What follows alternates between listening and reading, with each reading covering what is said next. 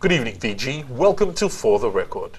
Now this evening, we'll talk about something that has been in the media and has also weighed on a lot of discussion, I'm sure, at home, at the office, and even, especially on the social media sites. Hate speech and responsible journalism. I'm glad to be joined this evening by the chairman of the Fiji Media Industry Authority, Mr. Ashwin Raj. Thank you so much for joining us this evening. Thank you, Padeli, and thank you for this invitation. Well, I'm glad that you've accepted, and now I'm going to take you back to the week where how we started this. A story was reported on a television station that stated the comments made by Tailebu Chief Ratuti Modibesukula and what it means to cover statements like this. Now, let's start with hate speech. What does it mean? I think the most appropriate definition, and the one that has a legal effect in this constitution, in this conversation rather, is the one that is in our constitution. And let me quote, the section 17(4) of the constitution defines hate speech as any expression in whatever form that encourages or has the effect of encouraging discrimination on a ground listed or prescribed under section 26 of our constitution. So that's any statement that may discriminate towards anyone, that is called hate speech. It has the effect of discriminating. Has the effect. Yeah. Because you see, statements also compel people to take certain courses of action. And this is why, it's such a problematic and a very, very, legally iffy sort of act, in the sense that, the statements begin to compel one to take a certain course of action, to begin to think in a particular mind frame. It's agenda setting. Okay. So with the argument that this statement was made at a Vanua meeting, or even a traditional setting, the family setting, perhaps some have even described it as that. Now, would that still, even despite the context it was made, yes, that still qualifies as a hate speech? Pedeli, let me categorically state this. It does not, the context in which the statement was made does not suffuse the fact that in effect the statement was hate speech. So it's extraneous, of the fact whether it was done in a traditional setting with the Vanua. And I think this is a very appropriate sort of kind of conversation to have, because if you look at something like hate speech, if you look at extremism, if you look at ethno-nationalism, well, where does it actually germinate? In these little pockets. And then it has this tendency to proliferate. Now the point is that you may very well have this conversation in your little collectivity, right? With people that you identify, you think that they profess similar, ideological proclivities. The fact of the matter is that you're talking about a community or a group of people that may not necessarily be present there, but are implicated into it. Okay. And it, the fact that it has the possibility of then mobilizing into something bigger that implicates this community, has the capacity to incriminate them, create an environment of ill will, cause fear, anxiety. So in a sense, a speech act does more than simply be a speech act. It has the real capacity to hurt individuals. Now, what about the internet? What about blog sites? What about social media sites that allow these discussions and sometimes can go on without, such regulations? This is an important discussion. I mean, in the sense that, at a time when there is a lot of discussion about the rise of the social media as the new medium for democracy, the internet and all of that, I think that, with all that unchecked euphoria, nobody's actually looking at the nature of the discourse that is actually taking place on social network sites. It's saturated with hate speech. You look at the kind of discussion that is taking place in Coup 4.5. It's hardly democratic. Yeah. Right? and a ton of other websites. I mean, this is just one, so I don't want to single them out. And it's not responsible sort of kind of discourse at all, because this is personalized attack on the dignity and assault on the dignity of individuals. It actually threatens the safety and the sanctity of people. It really, engenders an ethos of antagonism. It is not about reason without rancor. And so my intervention really, I feel, was timely in the sense that we need to sort of kind of pause as society and reflect on how we engage. It's fine to call for a restoration of democracy. It's fine to say we want to return to law and order and good governance. But pause and look at your own actions too. The fact that we are going to, the national elections in September, and everybody, whatever political, proclivities they might have, and whichever side of the political divide they might be sitting, are all calling for a free, fair, transparent elections. Now you tell me, this country has had a long history of racism, and institutionalized racism at that too. The fact that here's a gentleman who's actually engaged in hate speech, which has the real capacity to create racial ill will, communal discord, and it's going to create an environment of anxiety. It's actually going to incite people to vote in a particular way, and the voting is going to be racial voting, right? What is free and fair about that? No. And the fact that the media gave unfettered prominence to this. This is why I'm saying it's one, the speech is unconstitutional. Two, both the Constitution and the media decree are absolutely clear that you cannot air these kind of prejudicial statements. There's a fundamental difference between being critical, and you absolutely can be critical of the regime or any other individual for that matter, or political entity. You can question policies, you can critique policies, you can make productive suggestions, but you cannot launch an assault on the dignity of individuals and communities. You cannot incite hatred, you cannot incite discrimination. The laws are very clear on that. So I'm not acting in anybody's interest, but merely saying we need to abide by the Constitution and the laws of this country.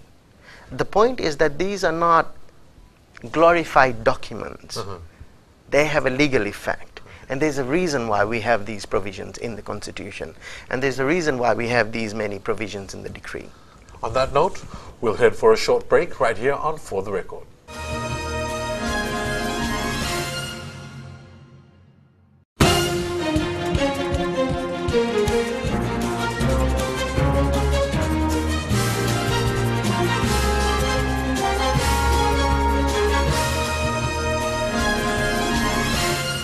Welcome back to For the Record, and with me this evening we have the chairman of the Fiji Media Industry Authority. Now, we've been talking about hate speech.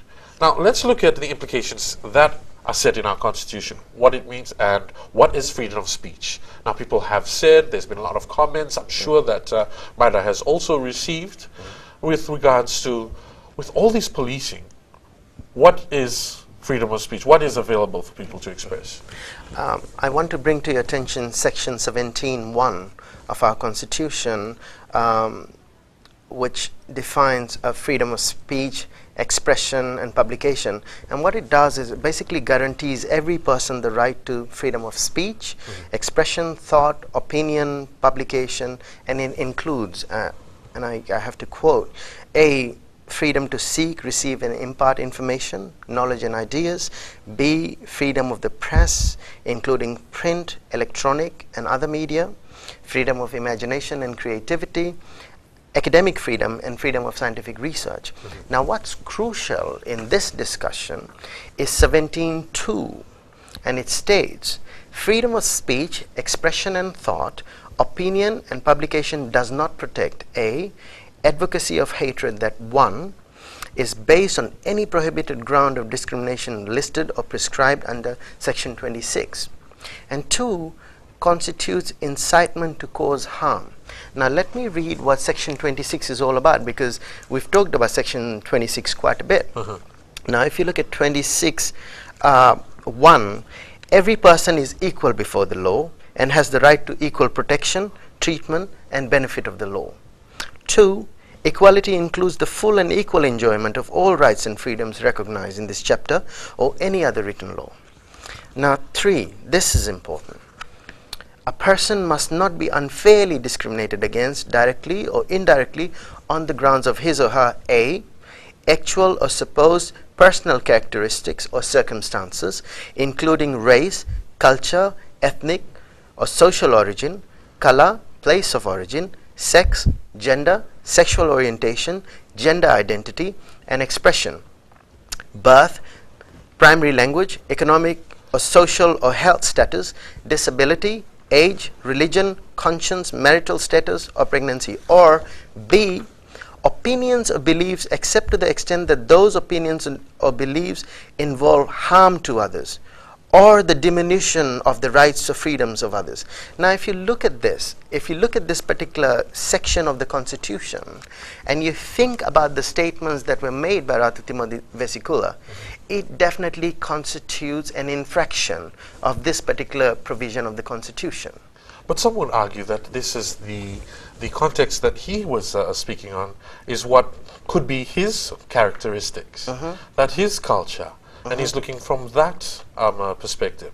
From this is another argument that we've also been stated in many of these social media networks, and we've also got to, but we can't disregard them, are the opinions that they feel that this also suppresses how they feel as indigenous people.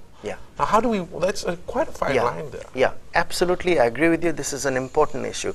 How does one deftly negotiate between the question of indigenous rights and culture and all of that, and the question of human rights?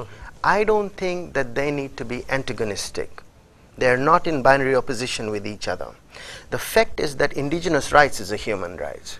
So are the rights of other people. The wonderful thing about the 2013 Constitution is that it absolutely in no uncertain terms protects the rights of indigenous people. Yet at the same time the Constitution is very just and it's fair to other communities, and it says very clearly, while we recognize the rights of indigenous people, the Bill of Rights continuously reminds us that everybody is equal and you cannot discriminate, you cannot incite ill will. Everybody is equal before law, which is why I think section 17 and section 26 so important. Okay. Now let's look at, you also said that in your response that Ratu Timothy Vesikula's speech is in contravention of section 65, which is urging political violence, inciting communal violence. And this is in violation of the 2009 Crimes Decree. Now, looking at that, that's quite serious. And even goes on to say that that when we make these statements, it's spreading these reports. How does one keep from journalists, especially who have to report these speeches? Now, how would you say they're supposed to respond? How to report these speeches? Okay, so I'm going to come back to section 65 because I think that the public ought to know what the Crimes Decree actually says about these things. But since you've asked this question about what is expected of the media, let me talk about what constituted as an act of transgression as far as Fiji TV was concerned. Now, you see, if you look at the fact that Fiji TV gave unfettered prominence to this particular speech, they failed to comply with Schedule 1, Section 18, Subsection 1, the Media Code of Ethics and Practice, provisions of the 2010 Media Industry Development Decree. Let me tell you about the specific provisions where there's been a transgression. First was the question of accuracy, balance and fairness. What does the law say? A. Newspapers and magazines, radio and television broadcasting organizations, websites and internet newsletters, and journalists working for them shall report and interpret news and current affairs honestly, They shall aim to disclose all known relevant facts and shall take care not to publish material which is inaccurate, misleading, or distorted by wrong or improper emphasis or any other factor. B. If a significantly inaccurate, misleading, or distorted statement is published or broadcast, it must be corrected promptly with due prominence, and where appropriate, an apology must be published or broadcast. Okay. That didn't happen in the first instance. For instance, there is a 3-minute coverage, or a little over 3 minutes, of Ratu Vesikula's speech. But then I understand that the Prime Minister was there and he responded to that. Yes. Now that wasn't included in that coverage. In the interest of balance and fairness, I think when people are implicated in a particular speech act, they should have the right to reply. And the Constitution and the media decree very, very clearly spells that out. Everybody has the right to reply.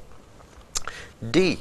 Media organizations have a duty to be balanced and fair in their treatment of news and current affairs and their dealings with members of the public.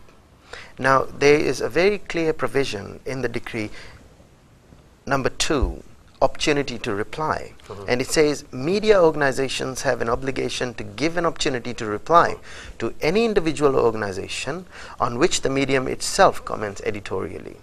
But the most important thing that I think we also need to take into consideration is number 6, which is about discrimination. It says, A. Media organizations shall avoid discriminatory or denigrating references to people's gender, ethnicity, color, religion, sexual orientation or preference, physical or mental disability, or illness or age. I'm going to have to ask you, we're headed to a short break. Okay. We'll be right back to continue this discussion on For the Record.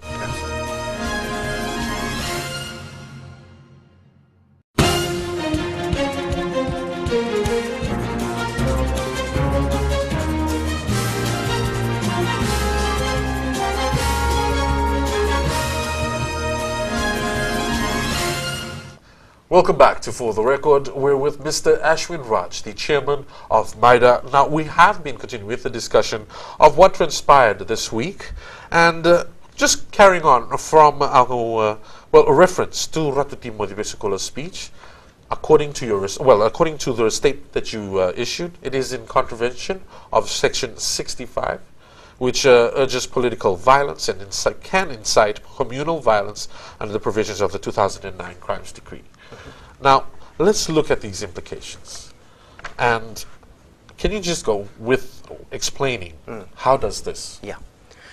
I think we need to fully understand what Section 65, which is about urging political violence or inciting communal violence, provision of the 2009 Crimes Decree is.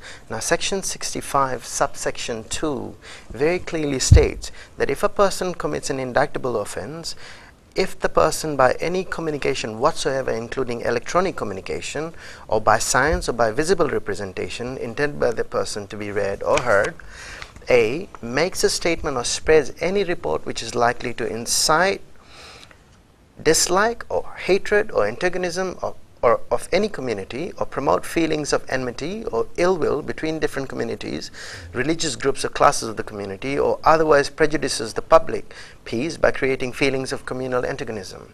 It also says that,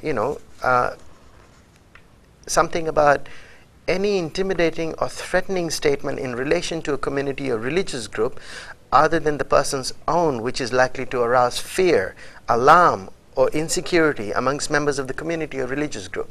Now, on all these accounts, the statements he made absolutely constitute a breach of these provisions.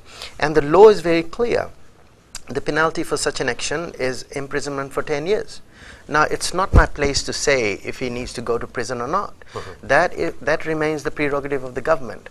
My job is to ensure that there is no hate speech, that the media adheres to the laws and the constitutional requirements, the provisions of the decree, both media and the Crimes Decree, and appeal to the pathos of the members of the public to please exercise reason without rancor.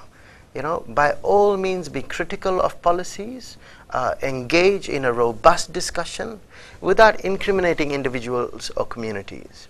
and assaulting their dignity, robbing them of their dignity, creating an environment of insecurity, of fear, of anxiety. There's nothing free and fair about that. No personal attacks. No personal attacks. Even on social media networks. Particularly social media websites. I mean, the most frustrating thing about these people is that you don't know who they are. And they make all kinds of statements, personal attacks, unsubstantiated claims, and it becomes very hard to hold them to account.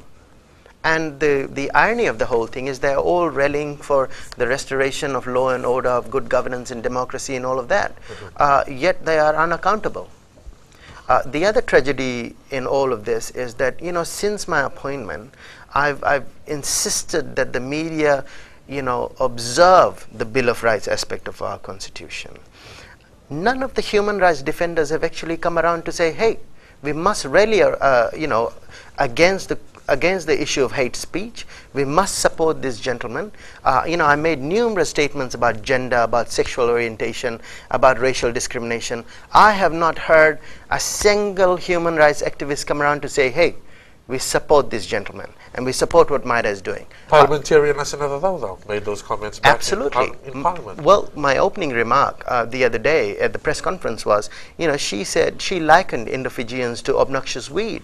The question that I had, was how different were Ratu Timothy Vesikula's statements any different from Asanada Dawda's? So I want to reiterate again, hate speech has the real potential to destabilize society, to create ill will, to threaten peace. One just has to think of Mein Kampf and Hitler. Now, I'm going to ask, what becomes of the Fiji TV? Okay. What now happens? Okay. So, in my decision, I had said that as an immediate measure of redress, Fiji TV is required to comply with 1B, Schedule 1, Section 18, Subsection 1 of the Media Code of Ethics and Practice. Now, basically what that says is that, and let me quote so that we're in the clear, it says, if a significantly inaccurate, misleading or distorted statement is published or broadcast, it must be corrected promptly and with due prominence, and where appropriate, an apology must be published or broadcast. So they're required to do that. 2, it is imperative that the Fiji TV take cognizance of 1F under Schedule 1, Section 18, Subsection 1 of the Media Code of Ethics and Practice, and fully comply with its provisions. And it says, media organizations shall report fairly the result of any legal action brought against them, and have an obligation to publish or broadcast, without diluting the findings, any adjudication by the media tribunal on a complaint made against them. Now there's the other provision about fines, and Section 24 defines that, and the fine's pretty hefty, around $100,000. Now I'm still seeking legal advice on that, but I've always insisted that fines alone will not change anything.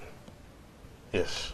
What I'm looking for is a change in mindset. We need to have an epistemic shift.